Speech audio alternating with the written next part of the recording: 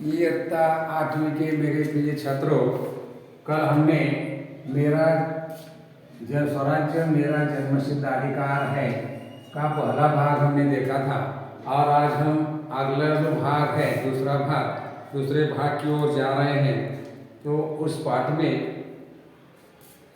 बाल गंगाधर तिलक हमें आज़ादी के लिए जो भी उन्होंने गतिविधि शुरू की थी, होम रूल से गतिविधि, और उनके जो स्वराज्य के लिए जो भी वे कोशिश कर रहे हैं, इसलिए लोगों के मन में एक अधिकार की भावना जगाने की कोशिश करते हैं। और ऐसी भावना जगाने की कोशिश करते वक्त उन्होंने अपने भारतवासियों को क्या सलाह दी है और वे हमारे आज़ादी के लिए वे कैसे झगड़ते हैं, वह स्वयं आपके विचार वे बताते हैं। और आगे कुछ लोगों में उस बात को बताने का साहस होता है जो उनके लिए हानिकारक है, और कुछ लोगों में यह साहस नहीं होता। लोगों को इस सिद्धांत के ज्ञान से अवगत करना चाहता हूँ कि राजनीति और धर्म शिक्षा का एक अंग है। धार्मिक और राजनीतिक शिक्षाएं भिन्न नहीं हैं, यद्यपि विदेशी शासन के कारण वे ऐसे प्रतीत होती हैं। राजनीति के विज्ञान में सभी दर्शन समाये। तिलक कहते हैं कि कुछ लोगों में बात बताने का साहस नहीं होता और वह जो उनके लिए हानिकारक होता है।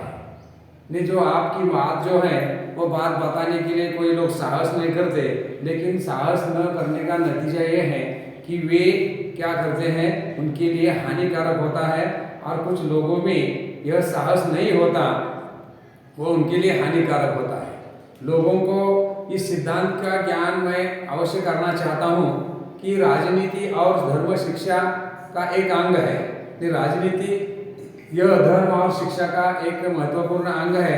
धार्मिक और राजनीतिक शिक्षाएं भिन्न नहीं है, फिर भी विदेशी शासन के कारण ऐसे प्रतीत होते हैं कि धार्मिक और राजनीतिक जो भेद हमारे धर्म और राजनीति में जो भेद अंग्रेज लोग बढ़ा रहे हैं, ये कि ऐसा क्यों प्रतीत होता है, तो हमें वे लोग अंग्रेज लोग भ्रमित करते हैं।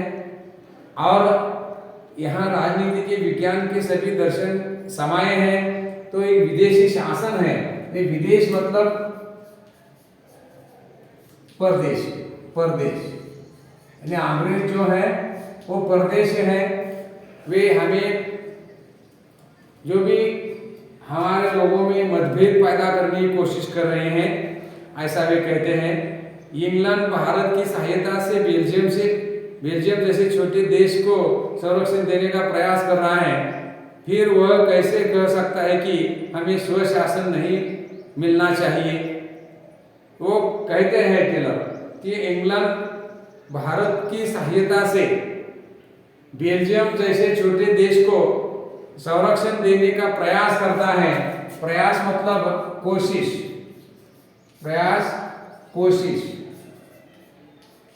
यानी अपने मदद से वे बेल्जियम जैसे देश के लोगों को संरक्षण देने का प्रयास करते हैं। फिर यह कैसे हो सकता है कि हमें स्वशासन नहीं मिलना चाहिए? तो हमें स्वशासन मिलना चाहिए। जो हमें दोष देखते हैं वे लोभी प्रकृति के लोग हैं। अंग्रेज हमें दोष देखते हैं, ये लोभी जो उनकी वृत्ति है, प्रकृति है। परंतु ऐसे लोग भी हैं कि लोभी प्रकृति के लोग हैं, लोभी तबीयत के लोग हैं। लोभी मतलब लालची, यानी अंग्रेज लोग लालची वृत्ति के हैं। वे हमारे दोष दिखाते हैं, परंतु ऐसे भी लोग हैं जो परम कृपालु ईश्वर की दोष देते हैं। इस समाज में ऐसे भी लोग हैं कि ईश्वर को भी दोष देने वाले लोग हमारे यहाँ मौजूद हैं। हमें किसी बात की परवाह किए बिना राष्ट्र की आत्मा का रक्षा करने के लिए कठोर प्रयास करने चाहिए। हमें किसी की परवाह, कोई कुछ कहता है, कोई क्या कहता है, इनकी परवाह न करते हुए हमें हमारे भारत देश को आजाद करने की कोशिश करना आवश्यक है। कोशिश, कठोर प्रयत्न, कठोर परिश्रम करने की हमें क्या करना चाहिए, प्रयत्न करना चाहिए। उसे उस अपने उस जन्मसिद्ध अधिकार की रक्षा में ही हमारे देश का हित छिपा हुआ है। और ये जो हमारा जन्मसिद्ध अधिकार जो है, इसमें ही हमारे देश का हित छिपा हुआ है। कांग्रेस ने स्वशासन का यह प्रस्ताव पास कर दिया है। जो कांग्रेस पक्ष जो है, उस पक्ष ने हमारा जो स्वशासन का जो प्रस्ताव है, ये प्रस्ताव को मंजूरी दी है, ऐसा वे कहते हैं। और आगे जाकर क्या कहते हैं, प्रांतीय सम्मेलन कांग्रेस की देन है। उस काल में कांग्रेस पक्ष के ऐसे सम्मेलन सभाएं होती थी कि हर प्रांत में सभी वहाँ के लोग ने, जो नेता हैं, जो आंदोलक है, वे वहाँ इकट्ठा होते हैं और आज़ादी के लिए क्या क्या कोशिश करनी चाहिए, ऐसा वे उस पर विचार विमर्श करते थे। जो उनके आदेशों का पालन करता है, वे सभी के आदेश से पालन करते हैं। इस प्रस्ताव को लागू कराने हेतु कार्य करने के लिए हम कृत संकल्प हैं। चाहे ऐसे प्रयास हमें मरुभूमि में ही ले जाए, चाहे हमें अज्ञातवास में रहना पड़े, चाहे हमें कितने ही कष्ट उठाने पड़े, या अंत में चाहे जान ही गंवानी पड़े। श्री रामचंद्र ने ऐसा ही किया था कि उस प्रस्ताव को केवल तालियां बजाकर पास न कराए, बल्कि इस प्रतिज्ञा के साथ कराए कि आप उसके लिए काम करेंगे। हम सभी संभव संवैधानिक और विधि सम्मत तरीकों से स्वशासन की प्राप्ति के लिए कार्य करेंगे। हमें स्वशासन की प्राप्ति करने का प्रयास, कोशिश करनी है।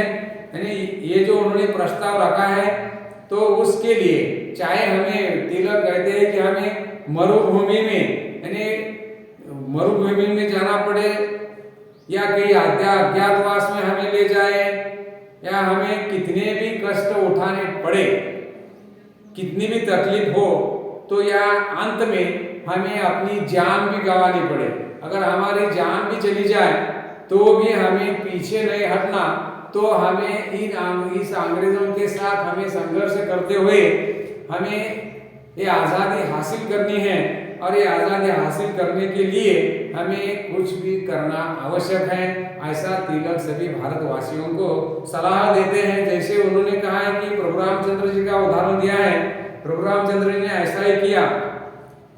तो जो भी प्रस्ताव सम्मत होते हैं, ये सिर्फ तालियां बजाकर कोई काम नहीं चलता।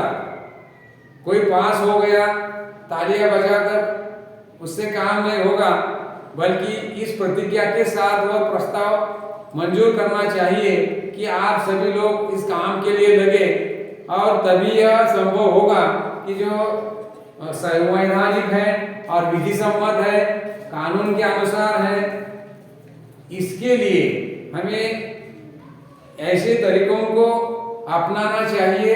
अगर ऐसे तरीके आपने अपनाए तो स्वशासन की प्राप्ति के लिए अच्छी तरह से काम करेंगे तो हमें स्वराज्य मिलेगा, नहीं तो हमें स्वराज्य नहीं मिलेगा। ऐसे विचार लोकमान्य तिलक यहाँ आपके सामने रखते हैं। आगे जॉर्ज ने खुलकर स्वीकार किया है कि भारत के सहयोग के बिना इंग्लैंड अब नहीं चल सकता। 5000 वर्ष पुराने एक राष्ट्र के बारे में सारी धारणाएं बदलनी होगी। फ्रांसीसी रणभूमि में भारतीय सैनिकों ने ब्रिटिश सैनिकों की जान बचाकर अपनी बहादुरी का परिचय दिया है। हमें उन्हें बता देना चाहिए कि हम 30 करोड़ भारतीय साम्राज्य के लिए अपनी जान भी देने को तैयार हैं। और वे कहते हैं अंत में कि जो अंग्रेज और फ्रांस में जो एक भारी संघर्ष हुआ था, उसी वक्त जॉर्ज ने कहा था, स्वीकार किया, किस बात का स्वीकार किया कि भारत के सहयोग के बिना इंग्लैंड की सरकार नहीं चल सकती। भारत के सहयोग के बिना इंग्लैंड देश की सरकार नहीं चल सकती।